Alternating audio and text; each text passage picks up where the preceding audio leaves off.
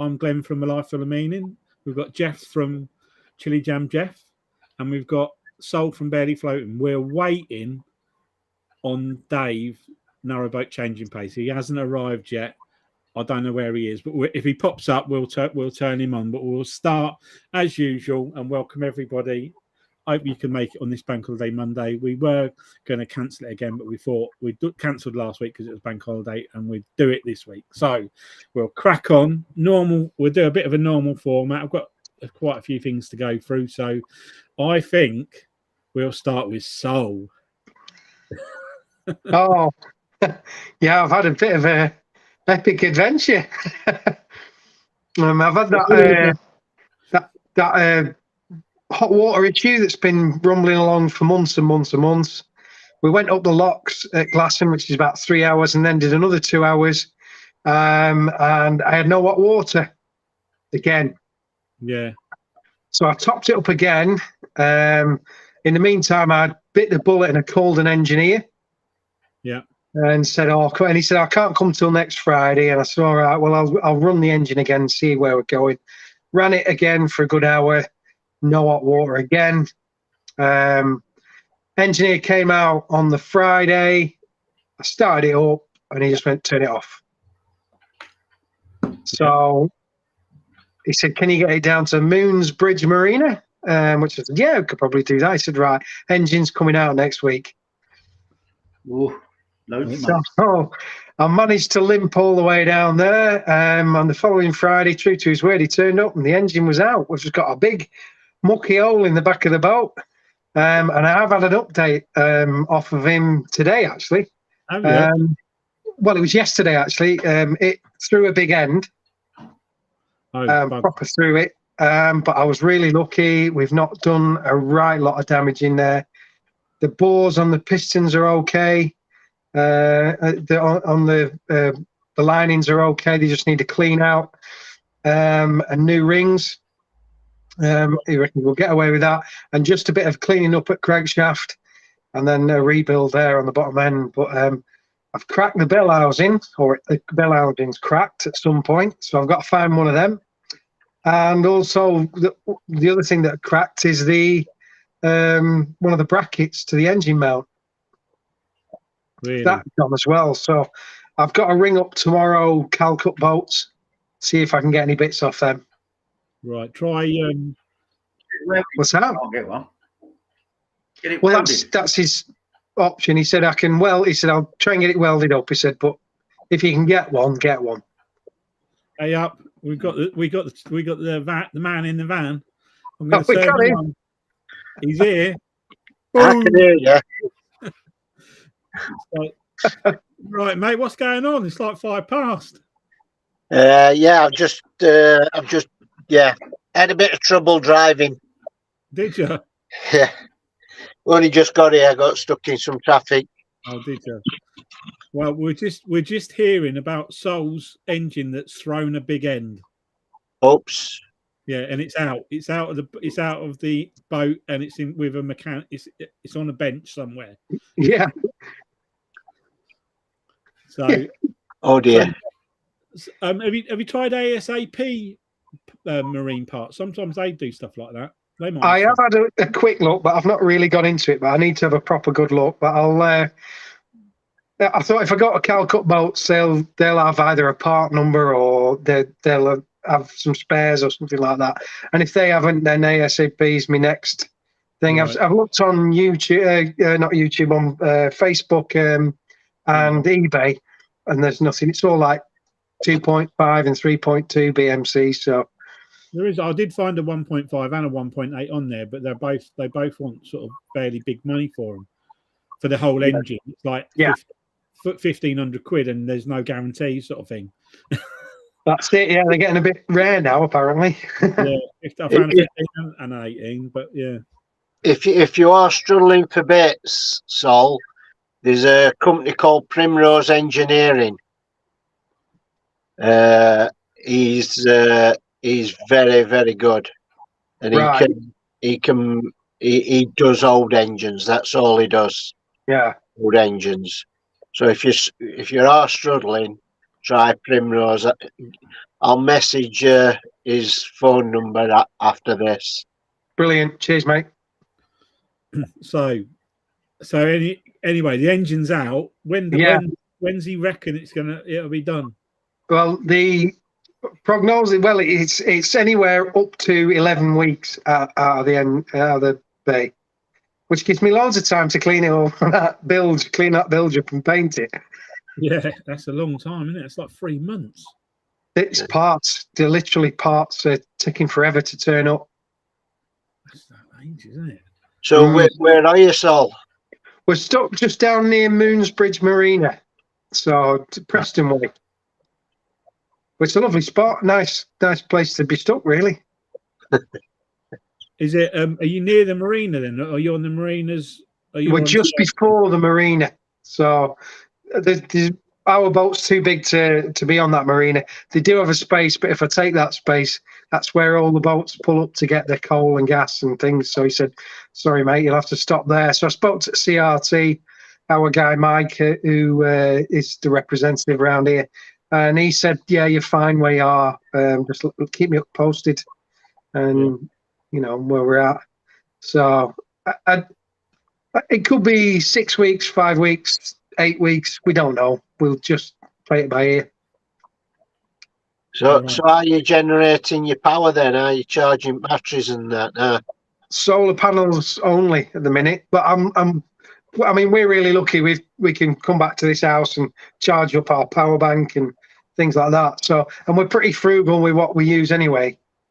You know, we don't tend to, and it's summer now, so the lights don't go on as much. So, I think the only thing that really is a big draw is the pumps.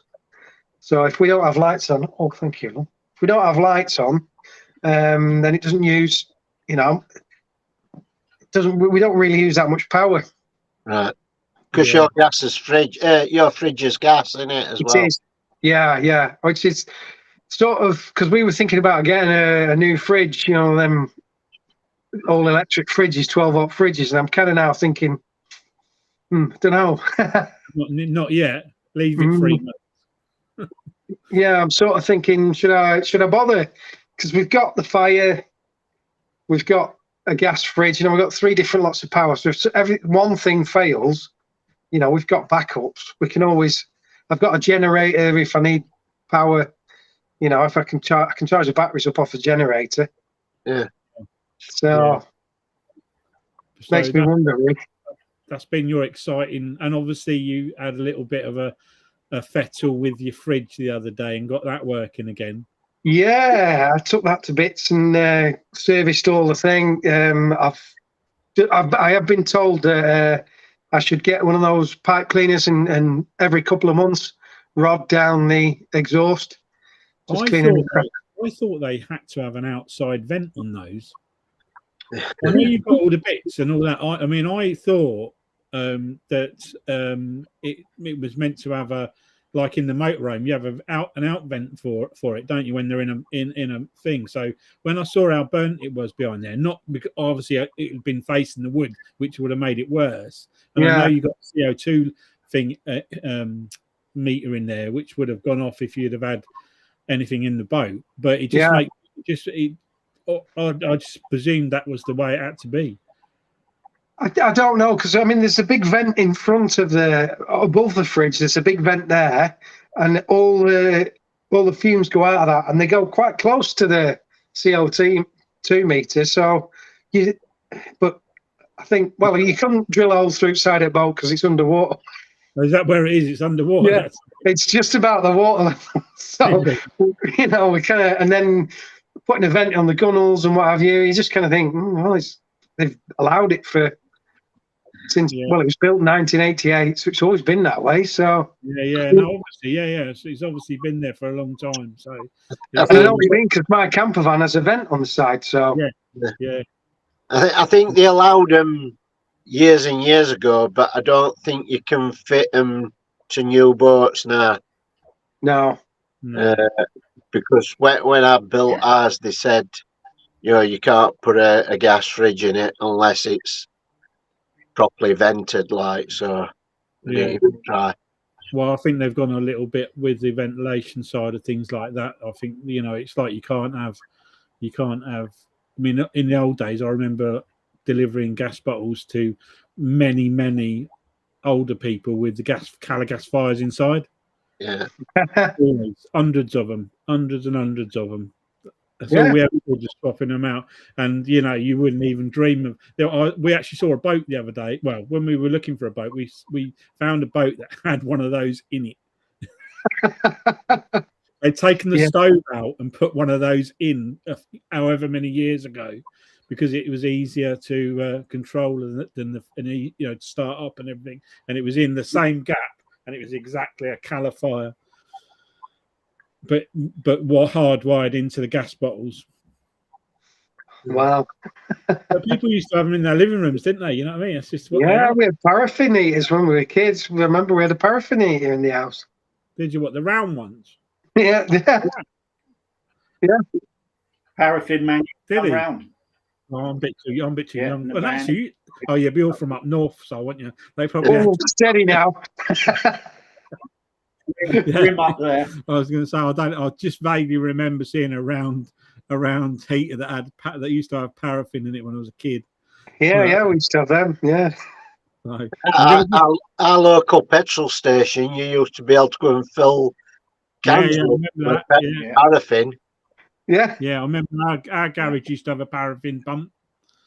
But I'm just going to go through these because there's a couple of people that have said hello, and I can obviously see the comments just while we're chatting. So Anfield Road layout in the loft said hi everyone. So hi to them. Dale said good evening everyone, and has not mentioned retirement at all in any of that. Also, someone called Gideon Martin said, "That's my brother." Is it? He said, "All right." You know what he said? Yeah. I can see it. He said, "I think his engine was originally made by Bodgett and Scarpa." Yeah, probably. So let's just get rid of that. Looking through life said evening, and oh god, I'm like rubbish at this.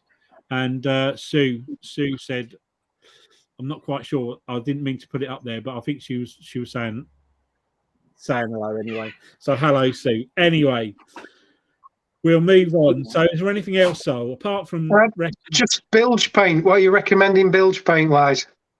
I'm going to fur tan it. I've got this degreaser. I'm going to fur tan it, and then I need a bilge paint. Do you know what I used in ours?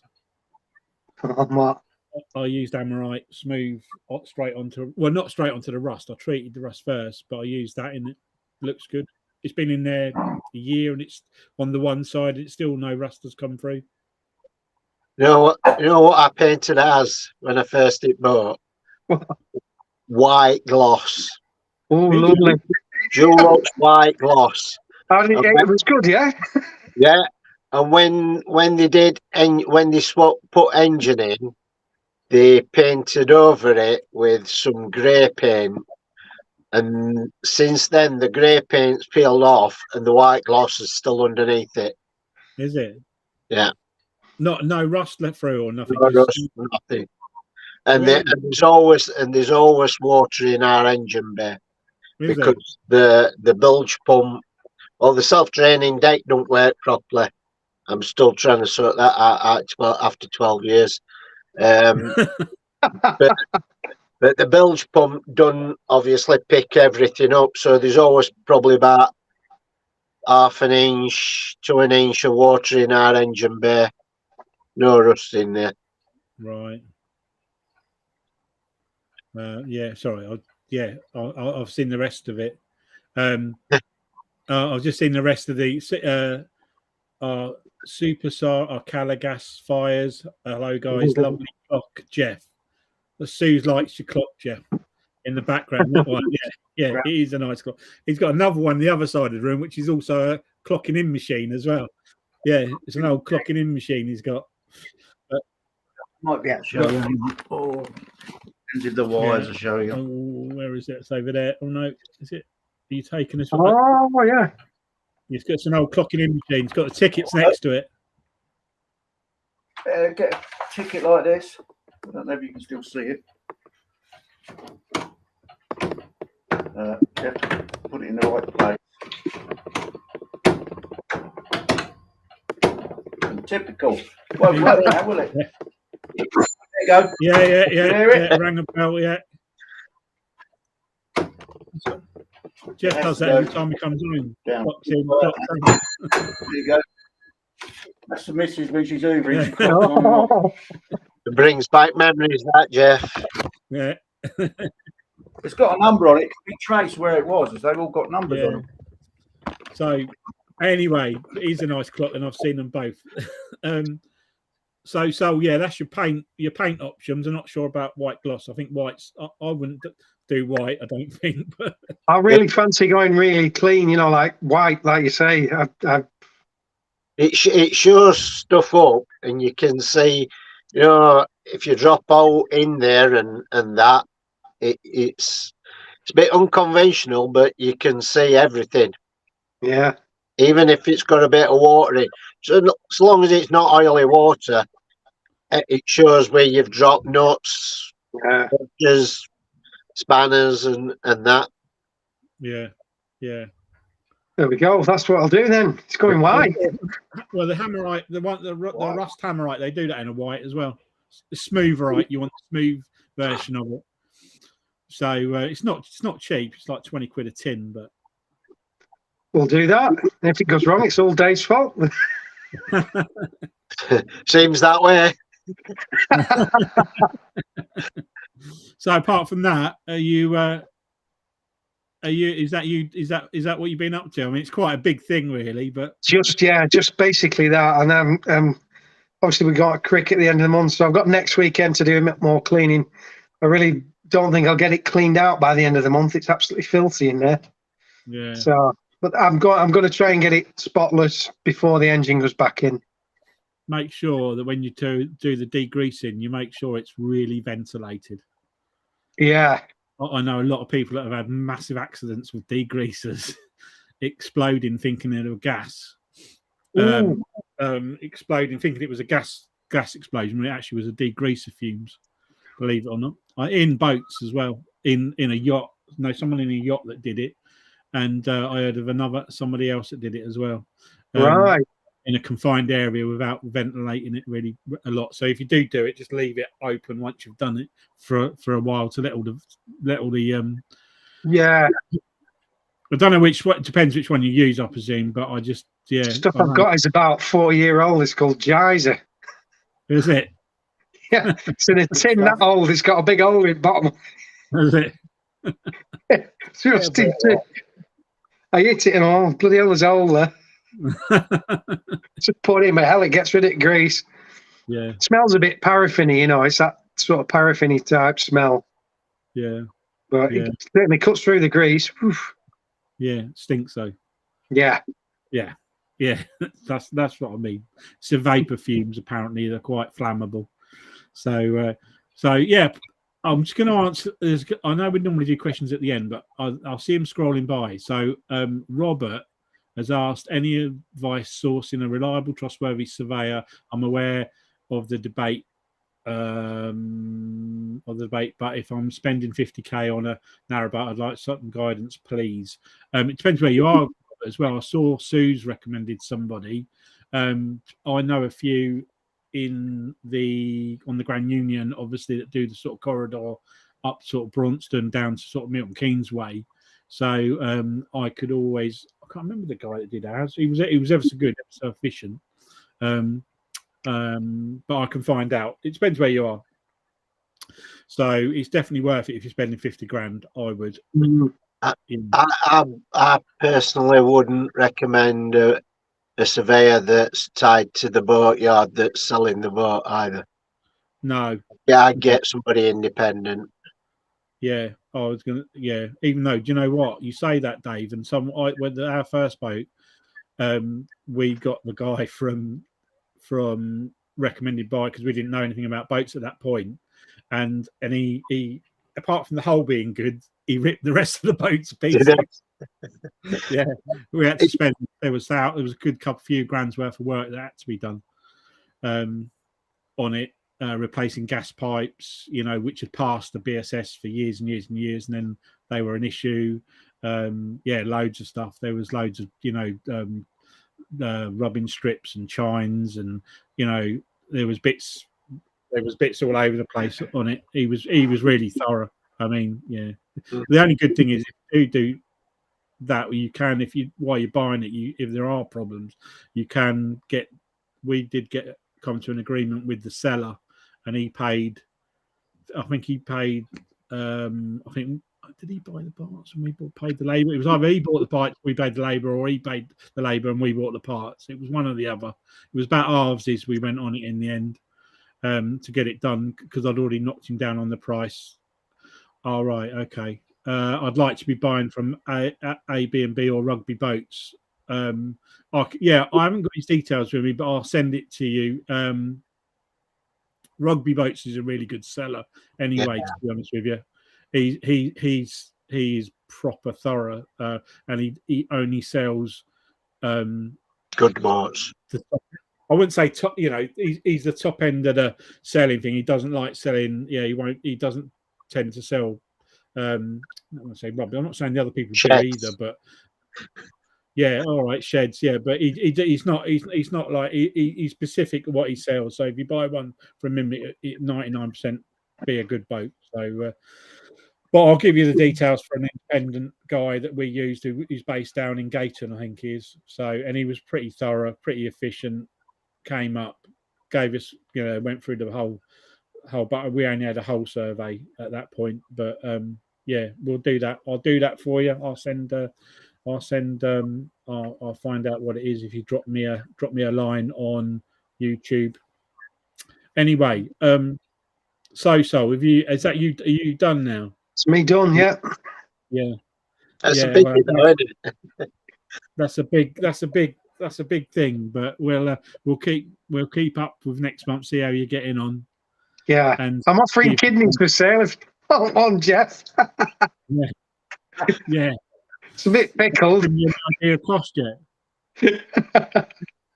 Has he given you any idea of cost? Yeah, over $2,000. Yeah.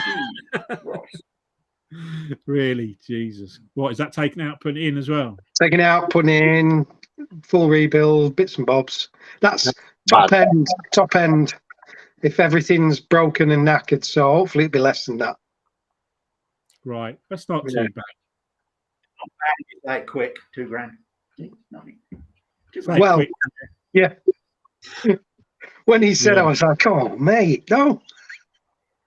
The thing is, you don't get much. The taking out and putting in's a bloody job and a half, isn't it? Yeah, I was looking at Calcut boats, and they rebuild them for about $3 and a bit grand. Do they? Yeah. Yeah. That's back going rate, Matt. Yeah. Bring $3 and $4,000 for a reconditioned BMT. Yeah. Is it? Yeah. Unbelievable. I saw other day on one of forums that there were a second-hand Barra Shire engine, a 38 horsepower one, and they wanted $4,500 for that. Really? That weren't reconditioned. That were just used. Second hand. Wow. What can I say?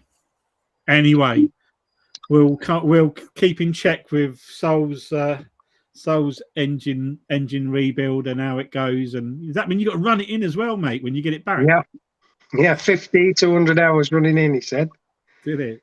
Oh. Yeah. So mind you, we can do that fairly quickly. It only takes.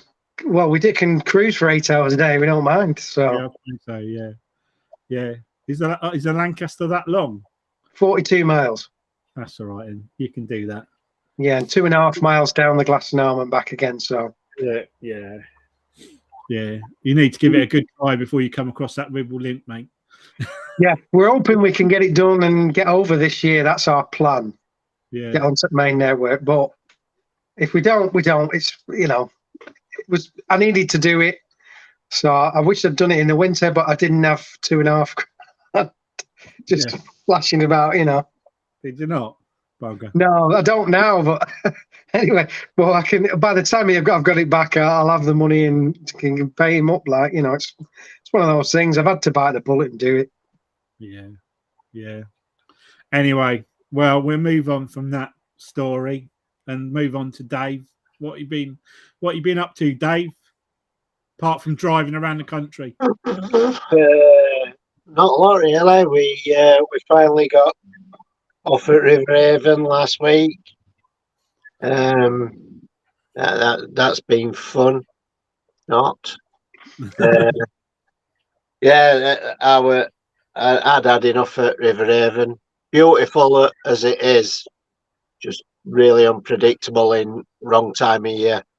So sod's law, we picked wrong time of year, didn't we? But I mean, coming through Stratford, absolutely amazing. But you've had a bit of hire boats, rowboats, trip boats, you name it. It was like unbelievable. I've never seen out like it. Yeah, never seen out like it in my life. It was madness. Yeah, canoes, they're just everywhere. Yeah. But yeah, I haven't done a lot on boat. I've just done a few bits and pieces, really. We're back on canals. So we're just looking for somewhere to leap boat now for when we go to creek and stuff like that. But I've done a couple of little jobs. The batteries, the new batteries I put on, absolutely abysmal. They're just not holding charge. We did a bit of boating this weekend. Yesterday, I think it were. We finished boating about 6:30. 100% charge on it. Watched a bit of telly, loaded a bit on laptop. By 11 o'clock, we were down to 55% charge. That's really low. Absolutely decimated them. So it's really weird. I don't understand. I just don't understand it at all. They just don't. They hold in charge less than the old batteries that I had that I've weighed in. Really? They just get it. They're not. They're just getting worse and worse. If anything, woke up this morning and it was 42%. I'd be tempted to have them up on a warranty for that, mate, because they shouldn't be draining that quick. Ours never did drain that quick, in a nutshell. Even though we were in a marine a lot, we were out a lot as well, and we never had that. And our batteries weren't expensive; they weren't dear batteries in our boat at all. But I did change all 5, and the only thing we didn't have is we only had a 1.8 watt Sterling inverter. We didn't have a big inverter on there at all. But it doesn't really matter, Glenn, to tell you the truth, because if you leave inverter off and the batteries just run the fridge and the lights and the pumps, and we run laptop off at Jackery, it just still down to 60%, 55%. It's mad, isn't it? It's not as if the usage that we're doing with inverter is draining them. They're just not holding charge at all. No, I'd take that with where you bought them from, mate. Really. Yeah, I've been trying to get hold of one of them, them amp meter things, them clamp things that you put over cables. Cables, yeah.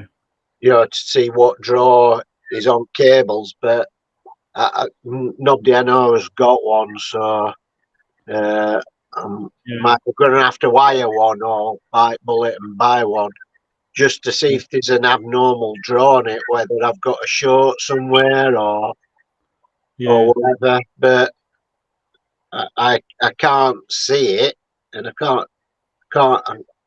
can't see anything wrong with the wiring.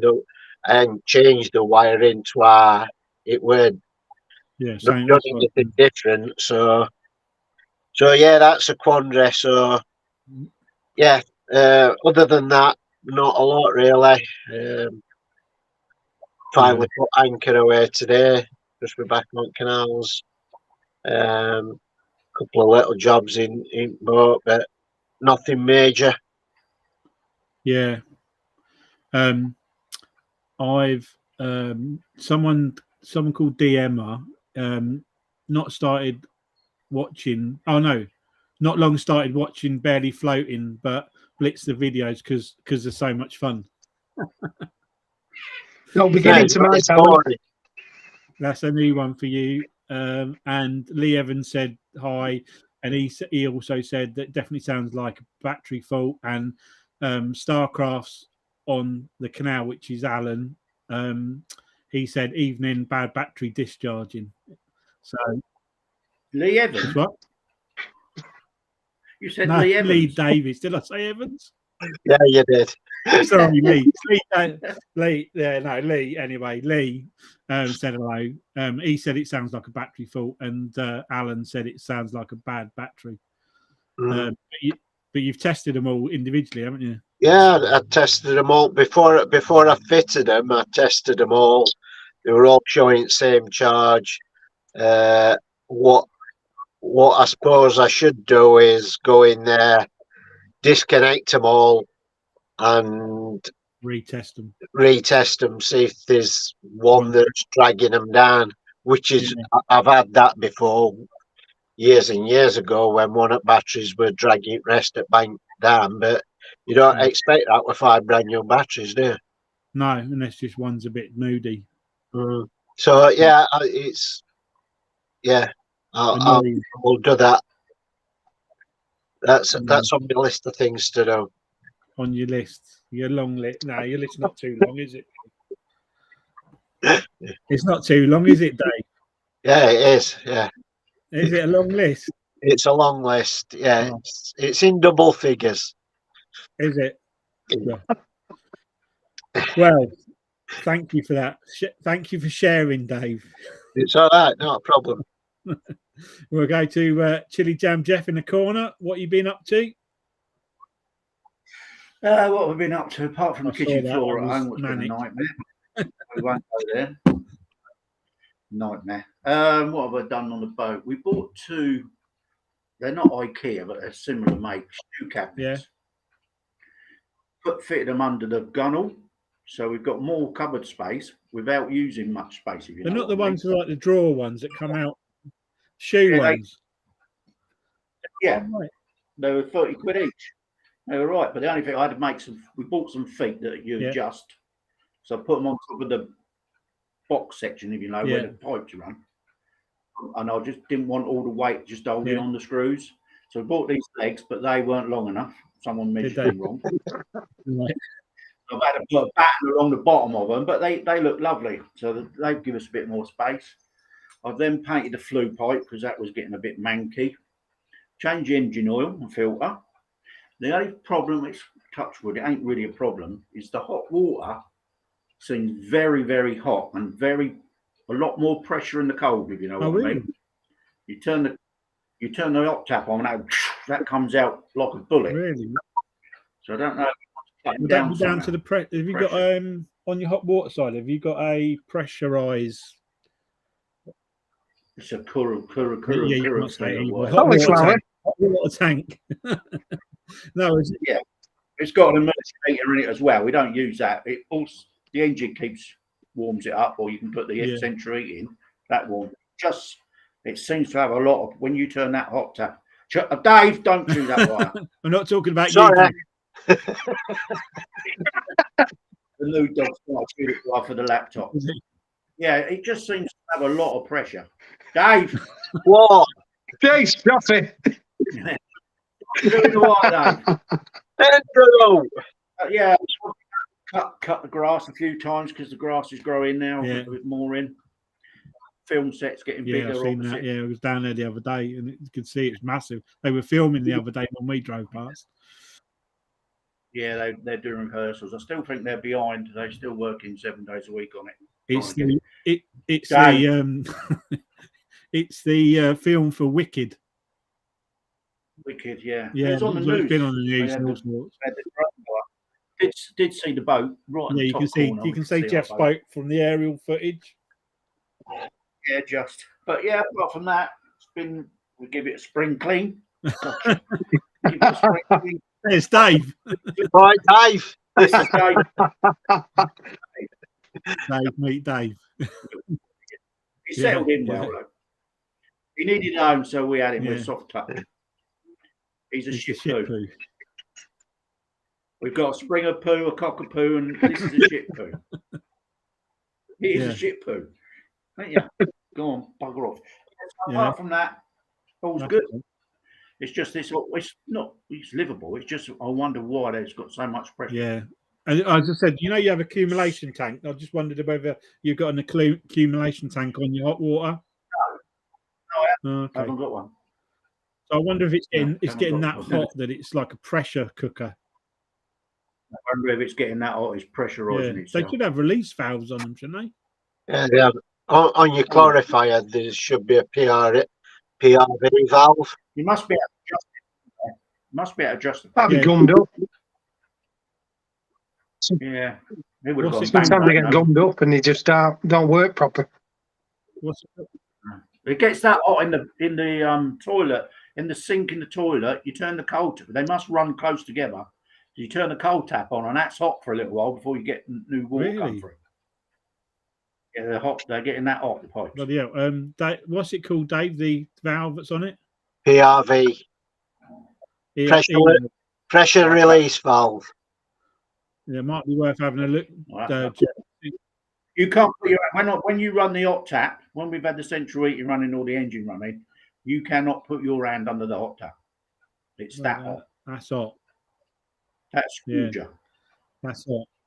So have a look at that valve on top of the tank. Should be a release valve on there.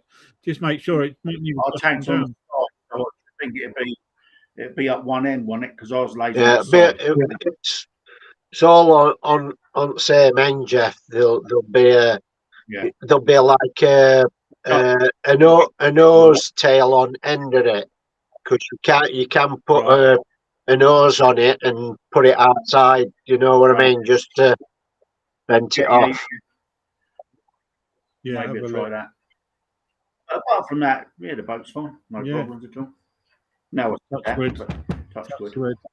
Yeah, she's all right. No problem. We've been out a few times. We went up to the old marina the other week. Filled up. We needed to turn around, so it was a good excuse to go in and fill up with diesel. Turn around. But it's gold. No problem. Wow. Yeah. Dave. No, I'm not. Thanks for that. Kick him out now. Thanks for that. We've obviously been out a few times in the boat since last time we did it. Touch wood, nothing's been wrong with it. We have. Do you remember what I was talking to you about, Dave? About the buzz bar? Oh yes. Yeah, it's a doer. Is it? I spoke to my friend who's a boat electrician, and he said to me, he's drawn me a diagram. It's quite intense. It's not. This chap that I know is very, very, very good auto electrician, as in for boats. And he said you can do it. The buzz bar's got to be, as near as possible to the batteries. It's got to be. The wires have got to be a minimum of 70 square millimeters. Yeah. Heavy ones. The same with the inverter as well. But he's done me an amazing technical drawing of what I need to put in place, where the fuses need to go, where any breakers need to go, any mega fuses, and what and I've told him all what it's running through the boat, and he's given me each cable that I need to make sure there's no drain on the cabling that goes down. Good. So I was really pleased with that. It's quite easy to follow because you did a quick hand sketch for me, all color coded with all the bits and pieces on it. So it was quite nice to I weren't going mad because I just, like after speaking to you as well, Dave, I thought, oh, maybe it's not going to work.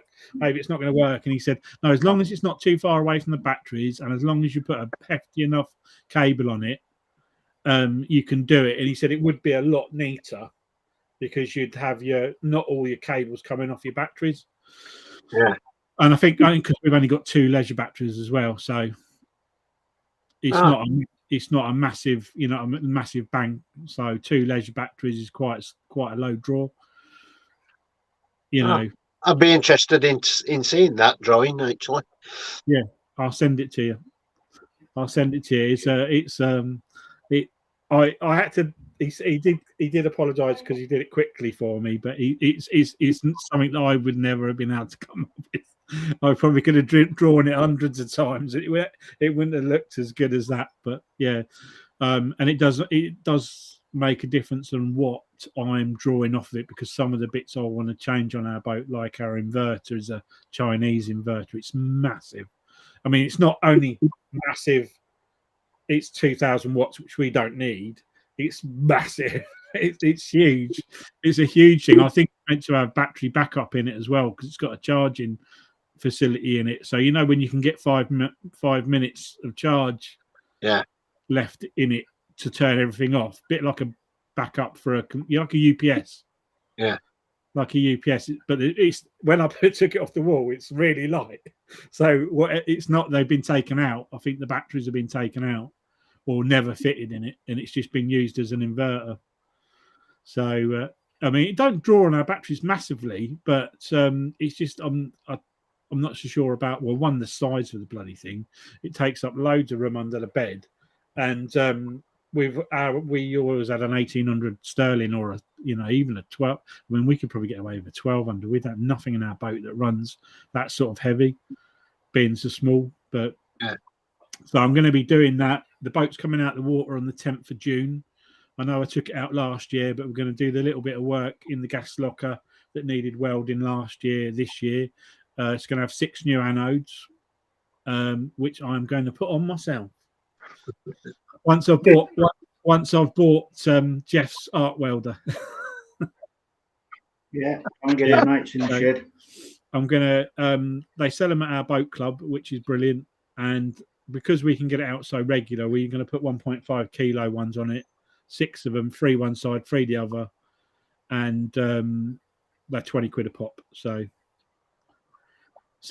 it's a pretty good price. They buy lots of them at a time. They buy like 40 or 50 of them at a time and get a really good deal. And pot of bitumen, because I'm obviously going to spray it off and give it a quick coat, even though I did it last year. I'm going to give it another clean off because it's gone a bit rusty across the back. So I'm just going to make sure that I did that right last year and do that again. And that's 20 quid for a pot and 50 quid to pull the boat out. So the whole job's going to not cost me a lot to do. And there's quite a lot of people in our boat club that bring their boat out every year. Literally just give it a wash off because it's 50 quid for a week. Pull it out a week and put it back in. So it's like, you might as well protect it as much as you can and clean it off. And I knew the anodes needed doing because on the survey it came up as they were exhausted, and he advised that we had mid anodes on it as well, and it only had 2 at the back, 2 at the front. I didn't think it would need on a 30-foot boat, but a lot of the others have got them on midway down as well. But yeah. I'll put them on. And then see how it goes, and do a bit of welding on the locker. And the only other little job that I want to have a look at while it's out the water, which I will take some footage of, is the bearings gone on the bottom of the rudder in the cup. In the cup, it just quite common apparently. The cup's not brilliant either. The cup's got a bit of corrosion on it as well. Whether I can get if that's been on there since 1991, I've got 1992. I've got Bob out trying to split the rudder is going to be fun, but I might have a go because I noticed the top bearing's a bit dodgy as well. got a bit of play in it. Yeah. Not a lot, but a little bit of play. Depends what they are, though, doesn't it? What kind of bearings they are. What, in the top? Yeah. It's a Liverpool boat, so I'm imagining it's going to be a fairly standard. And it looks a little bit like the makeup of it looks very similar to our old boat, which was a chamfered, like a wheel bearing. So I'll get it out. If I can get it and split it, I'll have a look. And there is an option of doing one of the other owners there. He chopped off the end of his bottom support and welded a new piece on with a big bearing on it. His rudder's like it's like the Rolls Royce of rudder control. It's so smooth, and it sits in this massive bearing. He takes it out every year and he just re-greases it all, and everything gets no vibration through his rudder at all. And he's got this. I'm not joking. It's a big wheel bearing that goes right in the middle of it, and there's no play in it at all. And he did it about 4 years ago. He's in his 80s, so if he can do it, he's got to be nearly 80 if he's not 80 already. So I'm thinking I must be able to do that. So anyway, so that's what we've been doing, and obviously converting the van ready to sleep in for Crick. That's the other thing I've been doing. So the bed's in. Just got to. I'm not going to get a chance to finish the rest of it before Crick now. I've possibly got my first boat moving job as well. I think I put that on the blog. I'll put that on the vlog. This hasn't been confirmed yet, but that's might be happening next weekend. So that's going to take a week as well. So that's a 5-day one. Yeah, it's a 5-day cruise. I've just got to have confirmation of it. It might be 4, it might be 5. It depends where it's going to, but it's a boat that's going to be sold. So it'd be quite nice to do first one. See how we get on. You'll be all right. Yeah, I'll be all right. Be all right. Going to take Mrs. Warner with me for my Lockie. Speed things up a little bit. Yeah. So, but yeah, apart from that, that's all we've been up to really. We're out for we're hopefully going to get out next the end of June to meet up with Dave and Louise somewhere around the top of the South Oxfordshire Canal. Because we're back, we're in Devon at the moment. We're back tomorrow. So that's through to Crick and everything, and the boat coming out. So it's going to be a good 4 weeks before we're back down here. A couple of the kids are coming down, normal sort of stuff. But yeah, a couple of the kids are coming down for breaks down here over the next few months. So we'll see. We'll see how we get on. Need to get the boat out. The boat's coming. I'm going to move the boat probably not tomorrow, probably Wednesday night. I'll move the boat out of the boat club and take it up. Start taking it up northbound, but it's got to come back for Crick, so we're not going to go too far. Yeah. And especially if I've got to move this boat for 5 days as well. But anyway, that's another spanner in the works. But anyway, that's about it really. I mean, anyone else got anything else to say? No, I don't think so. We're all done. But thanks for everybody who's commented. And Lee said, yeah, why not DIY better off? I presume that's the boat black in the air. I definitely think it's all right if you got 30 foot, but 70 foot was a long one. But yeah, and Locking Through Life said looking forward to catching up with us at Crick. So, and you'll see us in the craft tent. We'll have our own. You'll see me in the beer tent. Yeah, so you're in the beer. Yeah. I was just reading another comment. Sorry, Glenn, did you see Cruise? Oh yeah, Cruising the Cup did a video on a guy. Believe it or not, there's a boat mover called CW Boat Movers, and we've had a little chat online anyway. And his name is Warner as well. Is it? His name is Warner, yeah. So it's, to be fair, it's one of the reasons why I chose to call my full name Glenn Warner Boat Movers, because his would have been really close, and I didn't want him to think that I was trying to copy his boatman, because he's been doing it a long time. So I've got a lot of respect for that chap. He's been doing it for about 10 years. So I thought I'll put Glenmore on a boat mover rather than the initials, because that would have been a bit close. Yeah. But yeah, so I saw it, but he's on Cruising the Cuts last video. So if you want to watch that, it's him moving a boat. So anyway, we'll look forward to Saul Barely Floating's next episode of engine movement in the back of the boat. No, actually, we want a video on the bilge, actually cleaning. Oh, I've got some. Yeah, I've got some. Got some already. Yeah, plenty of oil and water and muck. Yeah, right. We'll look forward to watching that one. Dave, we look forward to seeing your next episode of Now on the Canal. Of Narrowboat Changing Pace. I must say the name, otherwise I will be in trouble. So, and Chilli Jam Jeff, are you still doing a few videos? Yeah, I've done one when I changed the oil. They had the kitchen floor saga in it as well. I have seen a couple of them. I haven't seen the latest one, but yeah, I saw the kitchen floor. That was a nightmare enough.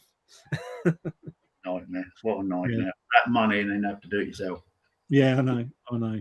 Oh well, mate. Won't go there. Proper job. Yeah. Anyway, I will see you all later, and thanks everyone for watching, and we'll see you next month, hopefully. Thanks a lot, everybody. See you later. Cheers. See ya.